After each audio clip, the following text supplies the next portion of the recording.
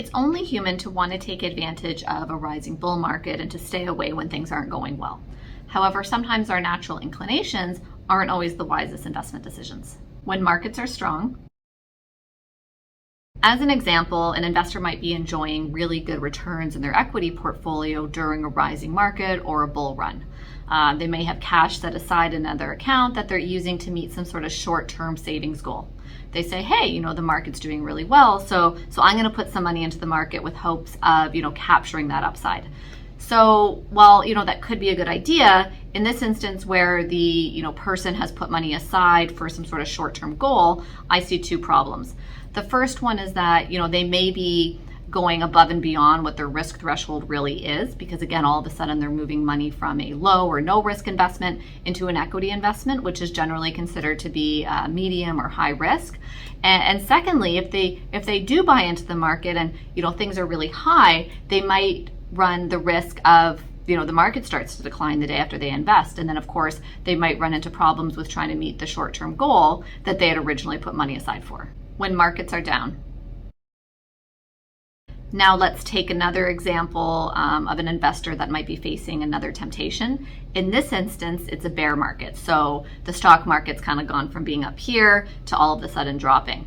Maybe an investor has been normally making regular contributions to their investment portfolio, but they decide to hold off because they're worried, things are going down. I don't want to invest anymore. I only want to invest when, I'm making money after every contribution.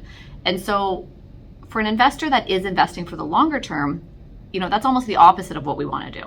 And so if they stop making their regular contributions, they give up the opportunity to be buying into the market when things are lower. And so if we buy into the market when things are lower, we know that it really does help with longer term returns. And so an investor who decides to stop investing during a bear market may lose out on some of those really great low priced opportunities. And then, they might start wanting to invest again when, things are going up, which again is kind of the opposite of what we want to do, which is, we want to buy when the market's down. Investing before the RRSP deadline. To take full advantage of the 2022 Registered Retirement Savings Plan deduction limit, now is the time to put money into your account. Some investors will choose to put money into the RRSP with the idea of just holding it as cash for now. They get the deduction off their tax return, but they'll invest the money later.